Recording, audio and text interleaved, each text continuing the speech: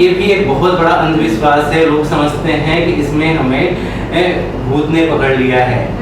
उस चीज को दूर करने के लिए समझाते समझाते जब उनको जांच के लिए बताया जाता है, इस बीमारी के बारे में बताया जाता है, तो उस चीज को लोग नहीं समझते हैं।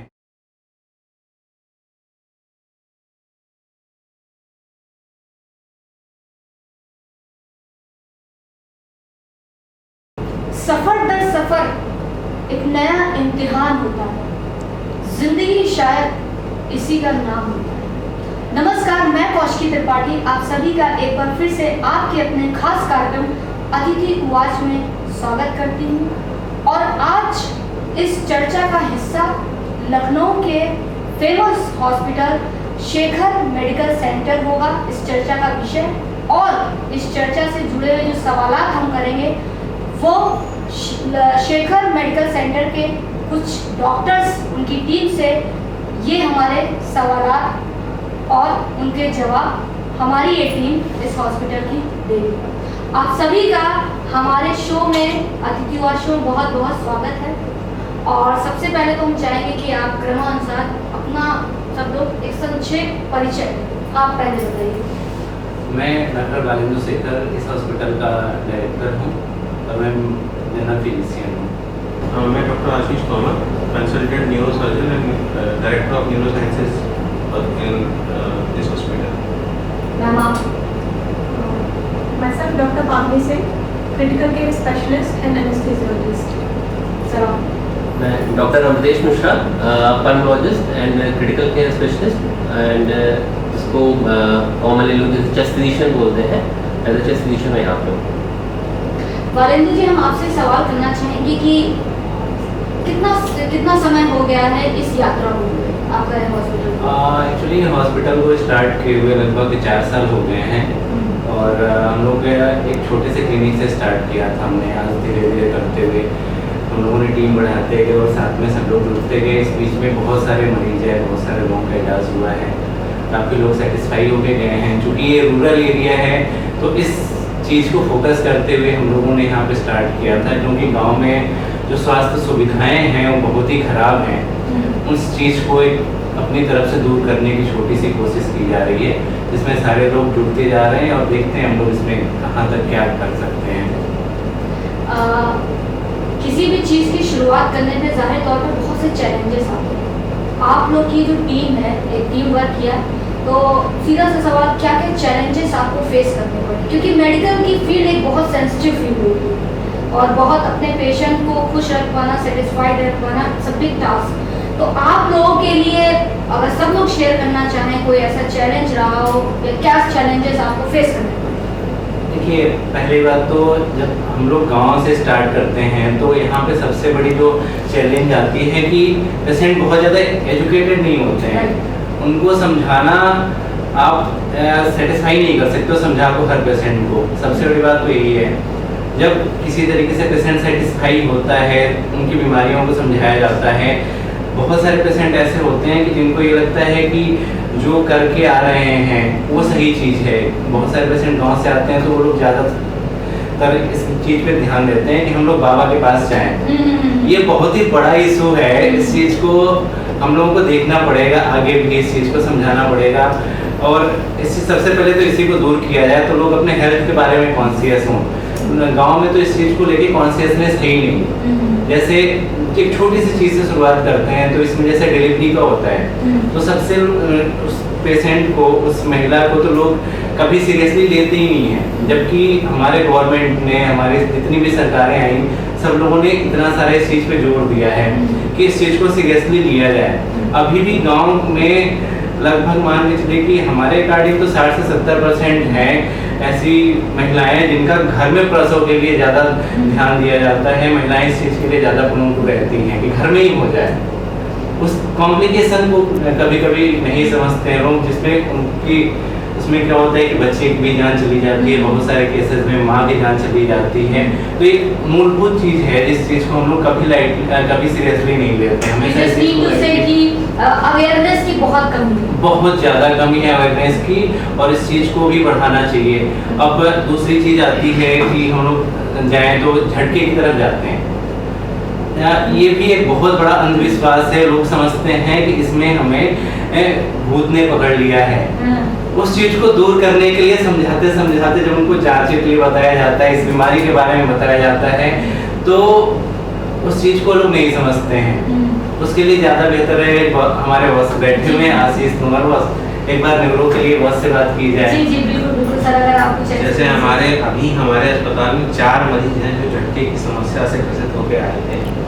एक को ब्रेन टीबी के लिए ट्रीटमेंट किया गया, वो भी कोई भी मरीज भर्ती होने को तैयार नहीं था। एक को ब्रेन टीबी के लिए ठीक किया गया, मरीज कोमा में लेके आए थे, और आज 2 दिन के बाद मरीज आज हम छुट्टी करने के लिए सोच रहे हैं। एक मरीज झटके के लिए जो है आए थे, वो ये सोच के आए थे कि हमको भूत ने पकड़ लिया है, और उसको ब्रेन ट्यूमर निकला। उसका ब्रेन ट्यूमर का इलाज होके आज मरीज ठीक है। उसको भी जल्दी ही हम लोगों को घर भेजने के लिए 2 से 3 दिन में घर भेजने के लिए तैयारी कर रहे हैं। तीसरा मरीज झटके का जो है वो झटके करके आए हैं, वो माताजी 62 साल की हैं, वो फालिज की शिकायत लेके आई हैं, 2 दिन में वो होश में आ गई हैं। तो झटके की समस्या इतनी प्रचलित है कि हम लोग जो है हर प्रकार से मरीज देखते हैं, हर अलग अलग समस्याओं से झटके होते हैं, और हर मरीज अलग है और हर चीज़ का इलाज अलग है। बस मरीज समय से अस्पताल पहुँच जाए, ये बहुत जरूरी है। इस तरह से झटके की बीमारी जो है उसमें हर मरीज अलग है, हर मरीज का इलाज अलग है। ये बहुत ज़रूरी है कि मरीज समय से अस्पताल पहुँचे। ऐसे ही सर की चोट को ले लें, सर की चोट के मरीज गिरने के बाद में वहीं पे रह जाते हैं, कोई घर चले जाते हैं, जबकि सर की चोट बहुत सीरियस समस्या है। हेलमेट कोई लगाता नहीं है। यहाँ गांव में तो किसी को हमने देखा ही नहीं कि हेलमेट लगाते हुए। अभी हम जब भी देखते हैं, छोटी सी चोट जो हेलमेट लगाने से छोटी हो सकती थी वो बड़ी हो गई। और अभी जो है हम लोग हम ऑपरेशन किए हुए हैं 2 लोगों का, जो सर की चोट घर में गिरने से लग गई, और दोनों में ऑपरेशन करना पड़ा, और मरीज कोमा में थे और परेशान हो रहे थे। उनको ये लग रहा था कि अब हम बचेंगे नहीं, और हम लोगों ने उसको भी ठीक करके भेजा। हेमरेज घर में होना एक जो है ये इसके लिए भी है। और बाकी बहुत सारे मरीज आते हैं जो कि इस तरह के वो थोड़ा सा होता है कि आप लोग इस तरह के पेशेंट आते हैं, और वो एक बड़ा सवाल ये होता है कि जैसे कि आपने एक चीज़ बोली कि यहाँ पे थोड़ा सा ग्रामीण परिवेश से रिलेटेड ज़्यादा पेशेंट आते हैं। मैम आप बताइए अगर कि ऐसी स्थिति में बड़ा एक मुश्किल काम होता है कि हमें अपने पेशेंट को उसके साथ सामंजस्य बिठाना, ये सबसे बड़ी चुनौती होती है। तो अगर मैम मान लीजिए मैं एक पेशेंट, अब आपके हॉस्पिटल है, तो आप मुझे कैसे, मतलब ये सबसे बड़ी चुनौती होती है कि आप हमसे कैसे सामंजस्य बिठा सकते हैं या बिठाते हैं?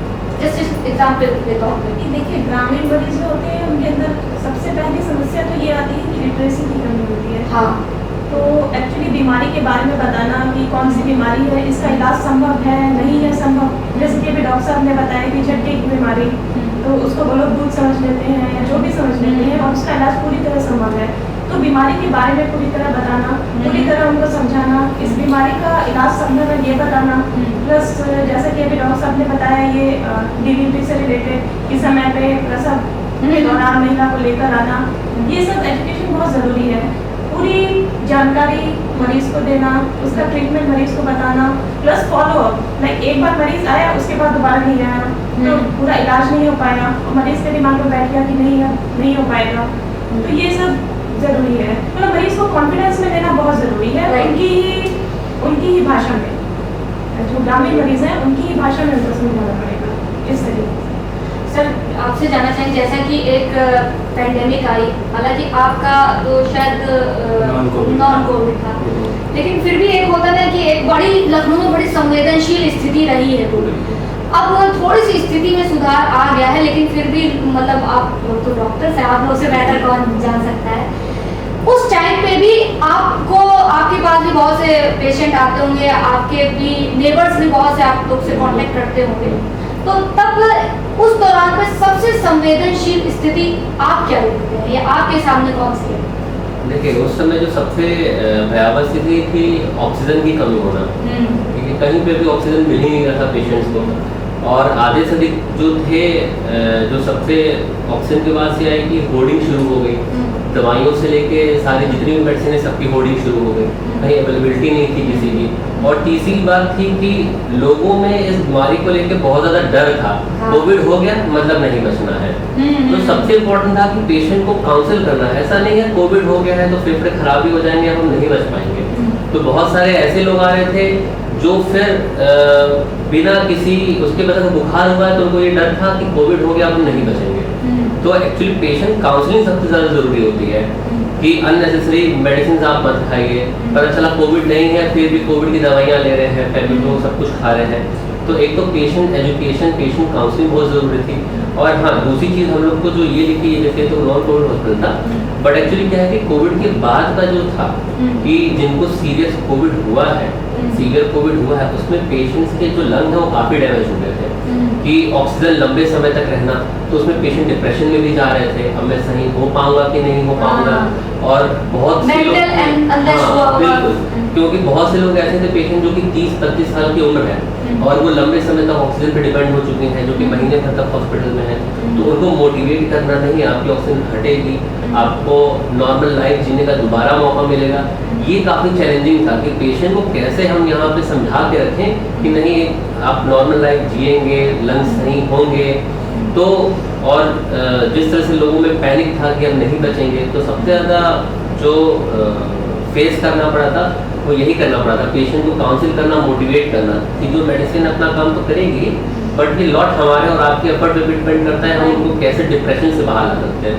तो मेरे को ऐसा लगता है कि कोविड के साथ साथ जो ये कोविड जैसे डिप्रेशन भी हुआ है वो भी काफ़ी मुश्किल रहा था इसको डील करना।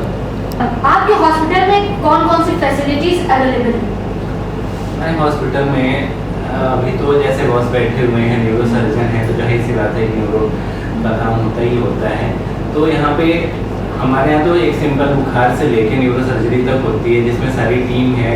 लगभग हमारे यहाँ और भी डॉक्टर्स आते हैं, सब लोग एक साथ इकट्ठे नहीं हो सकते हैं क्योंकि प्राइवेट हॉस्पिटल है, सबका अपना अपना काम रहता है। तो इसमें हम लोग neuro surgery, orthopaedics, general surgery, अपस्कैनी, पल्मोनरी, मेडिसिन, ये सारी चीज़ें कवर करते हैं हम लोग। और जो भी होता है एक ग्रामीण परिवेश के हिसाब से ही किया जाता है ट्रीटमेंट, ताकि इसमें अफोर्डेबिलिटी सारे गरीब लोगों को भी मिल सके, उनकी भी मदद हो सके।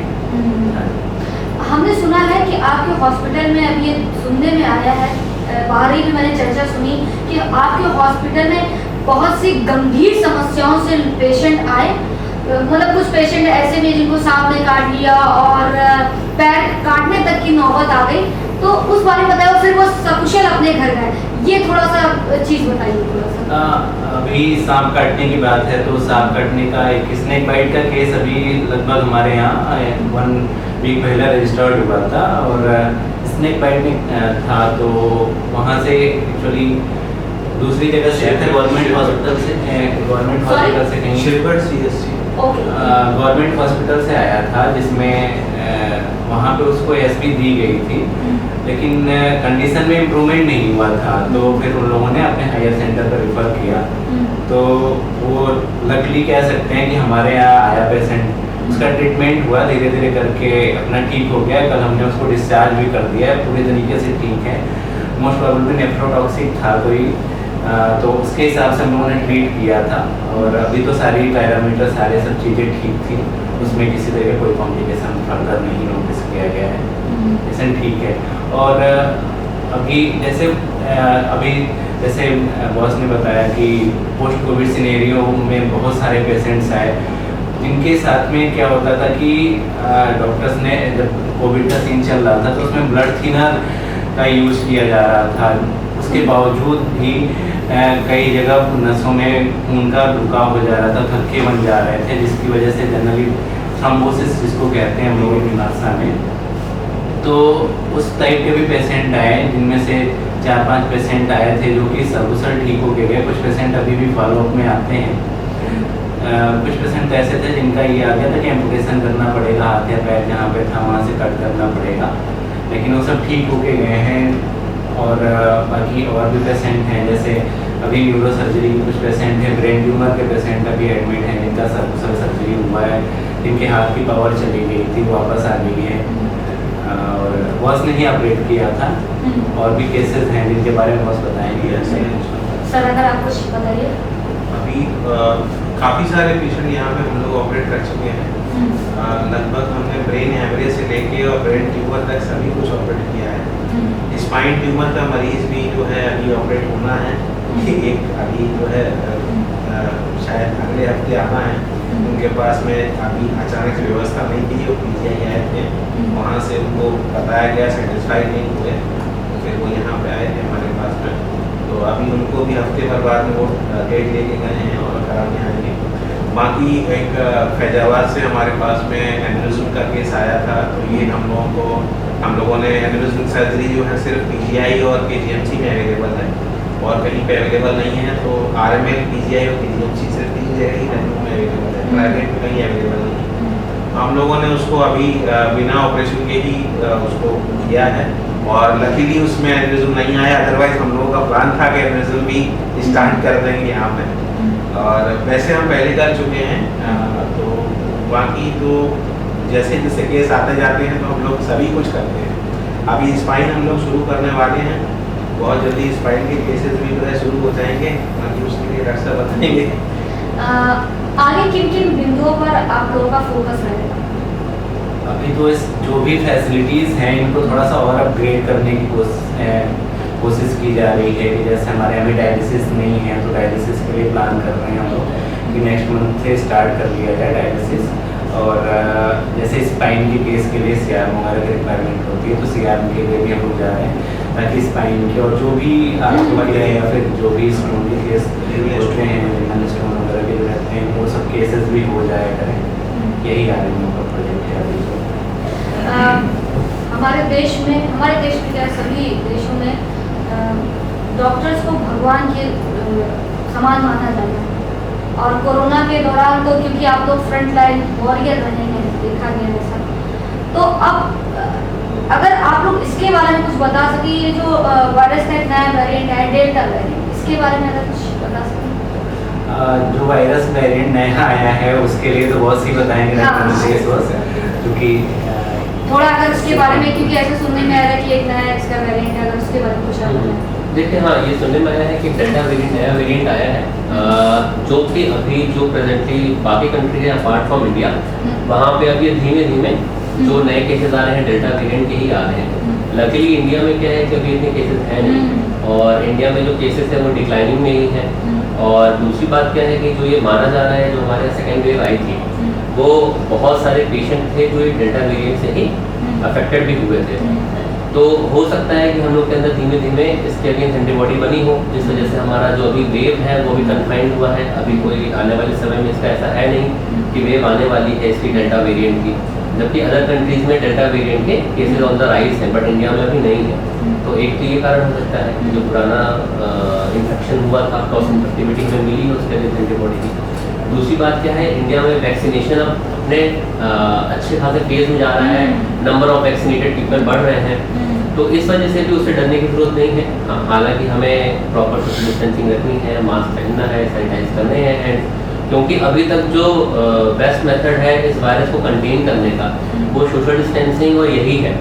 हाँ, हालांकि एक थर्ड लेयर जो ऐड हुई है वो वैक्सीनेशन है, बट इंस्पाइट बीइंग वैक्सीनेटेड हमें सोशल डिस्टेंसिंग जो ये सोशल हाइजीन है, मास्क वेयरिंग और हैंड सैनिटाइजेशन उसको फॉलो करना है। ऐसा नहीं है कि डेल्टा वेरिएंट आया है तो फिर वो कितना ज़्यादा स्ट्रॉन्ग होगा कि इसको भी ओवरकम कर लेगा, तो क्या मतलब है सोशल डिस्टेंसिंग का, ऐसा नहीं है।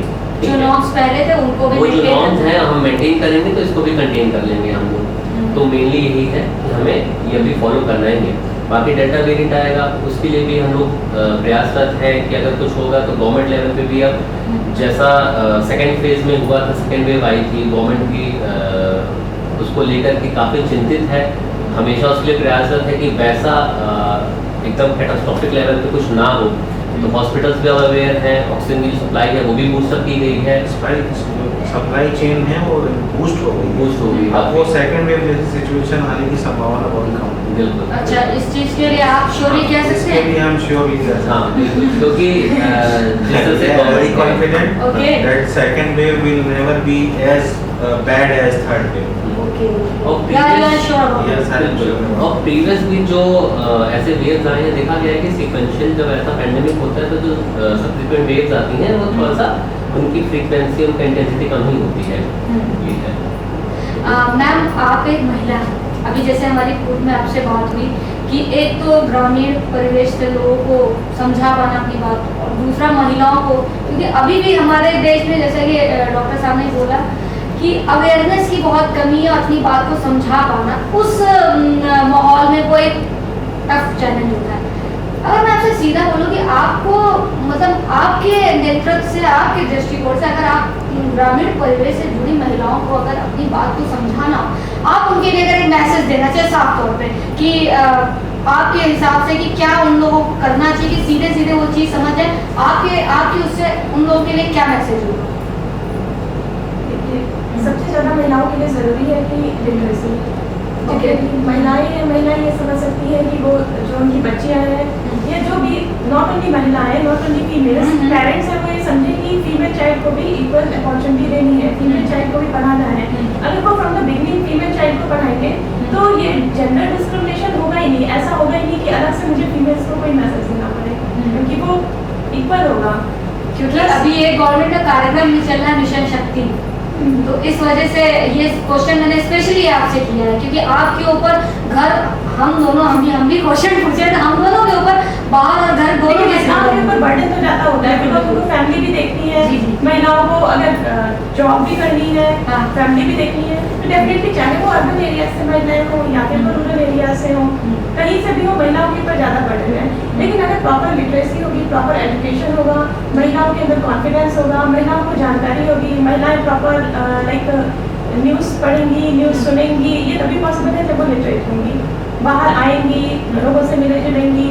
तो ऑब्वियसली ये जितनी भी समस्याएं हैं कि किसी बीमारी से रिलेटेड या और किसी से भी रिलेटेड लाइक कि प्रॉपर अपना हेल्थ मेंटेन कर पा रही है या नहीं, प्रॉपर डिलीवरी हो पा रही है या नहीं, या इतनी डिपेंडेंसी जो है कि मतलब मेल्स के ऊपर इतनी डिपेंडेंसी है वो कम होगी, प्लस उनको कॉपरेट भी कर पाएंगी। और अभी तो आप बहुत देख रही हैं जैसे कि महिलाएं सभी क्षेत्र में आगे आ रही हैं, सभी में कोविड में भी बहुत सारी महिलाएं, बहुत सारी फीमेल डॉक्टर्स के रूप में सामने आई। तो यही मेरा मैसेज है कि महिलाएं ज़्यादा से ज़्यादा आगे बढ़ें, ज़्यादा से ज़्यादा उनको एजुकेशन मिले, कॉन्फिडेंस हो उनके अंदर, शिक्षा जागरूकता, हाँ शिक्षा जागरूकता और इक्वल लेवल पे वो आगे आए। तो यही आपका मैसेज। आप नेक्स्ट लेवल पे शेखर मेडिकल सेंटर को कहाँ देखते हैं?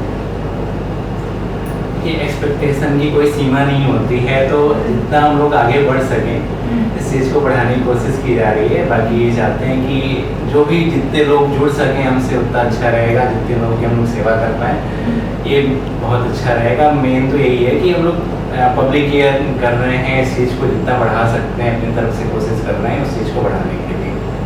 लखनऊ की जनता के लिए जो आपके हॉस्पिटल से जो पेशेंट उम्मीद रख के आते हैं यहाँ पे, अगर बारी बारी से सब लोग एक छोटा सा मैसेज अगर सब लोग उन लोगों के लिए दे सके तो ये बहुत अच्छा हो जाएगा। मैसेज ये है, अभी तो जैसे कोविड का सिनेरियो जस्ट खत्म तो नहीं कह सकते हैं, कम हुआ है, तो पहला मैसेज तो यही है कि जितना हो सके हम लोग पब्लिक गैदरिंग से बचें। और उस चीज़ को भी अभी जैसे पब्लिक में जा रहे हैं तो अभी भी भीड़ बहुत ज़्यादा लग रही है, वैसे ही जैसे लग रहा है कि कुछ हुआ ही नहीं था। तो हम लोग इस चीज़ से अभी उभरे हैं, इस चीज़ को थोड़ा सा समझते हुए उस चीज़ को फॉलो करें जो कोविड गाइडलाइन है जो हमारी गवर्नमेंट हमारे लिए कर रही है उसके लिए फॉलो करते रहें उसको। और जो भी अंधविश्वास है उस चीज़ को अंधविश्वास के तरीके न ट्रीट करके मेडिकल जो है सिस्टम है उसके अकॉर्डिंग है तो ज़्यादा बेटर रहेगा। सर आप मैसेज क्या देना मेरा लोगों को ये मैसेज रहेगा कि किसी भी बीमारी को, समस्या को इग्नोर ना करें। कोई अवार्ड नहीं मिलता है तकलीफ सहने से, जैसे संभव हो यहाँ वहाँ केमिस्ट से दवा ना लेके डॉक्टर को दिखाएं, ज़रूर सलाह लें। कई बार बहुत सी बीमारी जो है हम लोग मिस कर देते हैं और वो बहुत जल्दी सही होने वाली होती है। और लोग सालों साल जो है वो बीमारी को झेलते रहते हैं, जैसे कमर दर्द हो गया, ये मिर्गी हो गई, ये कई बीमारियां ऐसी हैं लोग सालों साल झेलते रहते हैं और उनका इलाज बड़ा आसान है जो बिल्कुल ठीक हो जाता है। जैसे माइग्रेन हो गया, हेडेक हो गया, जो जिनका इलाज बिल्कुल ठीक किया जा सकता है मरीज को, लोग सालों साल तकलीफ झेलते रहते हैं। तो तकलीफ ना झेलें, डॉक्टर से कंसल्ट करें, केमिस्ट से दवा ना लेने की बजाय एक राय ले लें, वो ज़्यादा बढ़िया रहेगा। मैम आप? मेरा मैसेज यही है कि लोग डॉक्टर्स पे विश्वास रखें। कोई भी बीमारी हो, अगर प्रॉपर डॉक्टर के ऊपर विश्वास है कि हाँ ये हमें ठीक कर सकते हैं, तो डेफिनेटली। सर देखिए इंग्लिश में कहावत है कि little knowledge is a dangerous thing, कि अधूरा ज्ञान जो है जानलेवा होता है। तो पेशेंट्स को भी हम ये बोलना चाहते हैं कि सेल्फ ट्रीटमेंट ना करें, ओवर द काउंटर मेडिसिन ना लें, डॉक्टर्स हैं अवेलेबल, आप उनसे कंसल्ट करिए। क्योंकि बहुत बार ऐसा होता है कि हम लोग बीमारी होती है गंभीर, हम पता नहीं लगा पाते, उसको खींचते जाते हैं। जैसे इनको पेशेंट में याद है कि उनको सीने में दर्द हो रहा है, 15-20 दिन से हो रहा है, दवाइयाँ खा रहे हैं, यहाँ वहाँ से दवाइयाँ लेके दर्द की दवाई खा रहे हैं, सही हो गया, यहाँ पर आए तो हमने जब सीटी स्कैन कराया तो फेफड़े का कैंसर निकला, और बाकी पता चला कि फिर वो लास्ट स्टेज में पहुँच चुका है, 4th स्टेज में, अब उसमें कुछ नहीं कर सकते हम लोग। तो फिर यही है कि सेल्फ मेडिकेशन ना करें। कोई बीमारी अगर ठीक नहीं हो रही है, लंबी चल रही है, तो एक बार अपने जो भी स्पेशलिस्ट हो, मैं ऐसा नहीं बोल रहा हूँ कि कोई भी ओवर द काउंटर चीज़ें, जो भी स्पेशलिस्ट हो, चाहे न्यूरो सर्जन हो, न्यूरो स्पेशलिस्ट हो, चेस्ट स्पेशलिस्ट हो, रिगार्डिंग जो भी फील्ड के हैं, एक बार उनसे कंसल्ट ज़रूर करिए। क्योंकि लाइफ एक ही बार मिलती है और उसको हमें ही ख्याल रखना है। तो इसीलिए कम से कम एक बार प्रॉपर प्रिस्क्रिप्शन, प्रॉपर मेडिसिन आप लीजिए। आप सभी का बहुत बहुत शुक्रिया इस चर्चा में हिस्सा बनने के लिए, बहुत बहुत शुक्रिया। तो ये थी चर्चा शेखर मेडिकल सेंटर्स के डॉक्टर के साथ, बड़ी दिलचस्प चर्चा रही। आगे हम फिर ऐसी ही शख्सियत से आपको रूबरू कराएंगे, उनसे परिचय करवाएंगे और ऐसी ही कुछ दिलचस्प चर्चा का हिस्सा बनेंगे हमारे और कुछ अगले मेहमान। आप देखते रहिए अतिथि उवाच कौशिकी के साथ। ये माता जी हैं, इनका सबसे पहले ऑपरेशन हुआ था न्यूरो सर्जरी में हमारे यहाँ। ये लगभग 1 सप्ताह से घर में बेहोश पड़ी थी, उसके बाद से इनका ऑपरेशन हुआ और रिकवर होकर आप लोगों के सामने है। इस दिन दिन का ऑपरेशन 24 अक्टूबर को ऑपरेशन हुआ था। धीरे तो धीरे यहाँ का अनुभव कैसा रहा आपका? यहाँ का यहीं पर ठीक हुआ जो कोमा में चली गई थी। आखिरी उम्मीद यहीं पे पूरी हुई? हाँ, यहीं से अभी इलाज चालू है और मतलब सही है एकदम। कोई शिकायत तो नहीं है छोटी? कोई शिकायत नहीं। डॉक्टर साहब सामने है, बता दीजिए। नहीं, डॉक्टर साहब ने इलाज किया और बहुत अच्छा इलाज किया है, जो कि किसी के बस के बाद। तो आप यहाँ पे आए और आपको सफलता हासिल है। हाँ, ये मिस्टर इंद्र कुमार हैं, इनको ब्रेन ट्यूमर था जिसका सक्सेसफुल ऑपरेशन बॉस ने किया है। इनके इस हाथ की पावर चली गई थी पूरी तरीके से, अब धीरे धीरे करके वापस आ रही है और काफ़ी ठीक हैं ये, पूरी तरीके से लगभग ठीक हैं। कल परसों में इनकी छुट्टी हो जाएगी। आप कुछ बोलना चाहेंगे? नहीं, हम ये तरीके से सही है। यहाँ से स्टाफ से कोई शिकायत तो नहीं? सामने है डॉक्टर। नहीं। अगर कोई शिकायत है तो आप बता सकते हैं हमें। नहीं, तो पूरी तरह से आप संतुष्ट हैं? संतोष। आपका नाम? इंद्र कुमार। मेरा नाम दिनेश है, ये मेरे भाई राम, ये इनको की दिक्कत थी, तो ये मलालिया में दिखाए, कई जगह दिखाए, तकलीफ सही होगी। उसके बाद यहाँ पे आए, थोड़ा फायदा है, उसके बाद अब सब ठीक है। उसके बाद हम अभी पहले से बहुत बेहतर है। उसके बाद कहीं भी